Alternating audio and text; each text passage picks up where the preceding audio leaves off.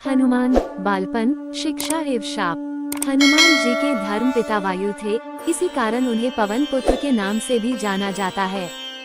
बचपन से ही दिव्य होने के साथ साथ उनके अंदर असीमित शक्तियों का भंडार था।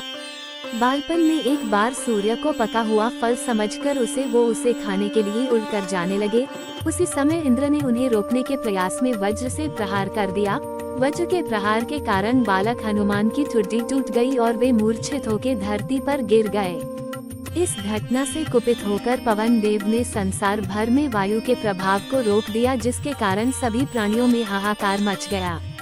वायु देव को शांत करने के लिए अंततः इंद्र ने अपने द्वारा किए गए वज्र के प्रभाव को वापस ले लिया। साथ ही साथ अन्य देवताओं ने बालक हनुमान को कई वरदान भी दिए। यद्यपि वज्र के प्रभाव ने हनुमान की ठुड्डी पे कभी ना मिटने वाला चिन्ह छोड़ दिया। तदुपरांत जब हनुमान को सूर्य के महाज्ञानी होने का पता चला तो उन्होंने अपने शरीर को बड़ा करके सूर्य की कक्षा में रख दिया और सूर्य से विनती की कि वो उन्हें अपना शिष्य स्वीकार करें। मगर सूर्य ने उनका अनुरोध ये कहकर अस्वीकार कर दिया कि चूंकि वो अपने कर्म स्वरूप सदैव अपने रथ पे भ्रमण करते रहते हैं, अतः हनुमान प्रभावपूर्ण तरीके से शिक्षा ग्रहण नहीं कर पाएंगे। सूर्य देव की बातों से विचलित हुए बिना हनुमान ने अपने शरीर को और बड़ा करके अपने एक पैर को पूर्वी छोर पे और दूसरे पैर को पश्चिमी छोर पे रखकर पुनः सूर्य देव से विनती की और अंततः हनुमान के सतात्य दृढ़ता से प्रसन्न होकर सूर्य ने उन्हें अपना शिष्य स्वीकार कर लिया। तदोपरांत हनुमान ने सूर्य देव के साथ निरंतर भ्रमण करके अपनी शिक्षा ग्रहण की। शिक्षा पूर्ण होने के उपरांत हनुमान ने सूर्य देव से गुरु दक्षिणा लेने के लिए आग्रह किया, परंतु सूर्य देव ने ये कहकर मना कर दिया कि तुम जैसे समर्पित शिष्य को शिक्षा प्रदान करने में मैंने जिस आनंद की अनुभूति की है वो किसी गुरु दक्षिणा से कम नहीं है।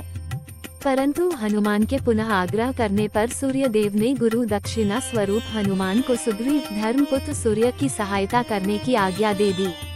हनुमान की इच्छानुसार सूर्य देव का हनुमान को शिक्षा देना सूर्य देव के अनंत, अनादि, नित्य, अविनाशी और कर्म साक्षी होने का वर्णन करता है। हनुमान जी बालपन में बहुत नटखट थे। वो अपने इस स्वभाव से साधु संतों को सता देते थे। बहुधा वो उनकी पूजा सामग्री और आदि कई वस्तुओं को छीन झपट लेते थे। उनके इस नटखट स्वभाव से रुष्ट होकर साधुओं ने उन्हें अपनी शक्तियों को भूल जाने का एक लघु शाप दे दिया। इस शाप के प्रभाव से हनुमान अपनी सब शक्तियों को अस्थायी रूप से भूल जाते थे और पुनः किसी अन्य के स्मरण कराने पर ही उन्हें अपनी असीमित शक्तियों का स्मरण होता था। ऐसा माना जाता है कि अगर हनुमान शाप रहित होते तो रामायण में राम रावण युद्ध का स्वरूप पृथक भिन्न न्यारा ही होता। कदाचित वो स्वयं ही रावण सहित संपूर्ण लंका को समाप्त कर देते।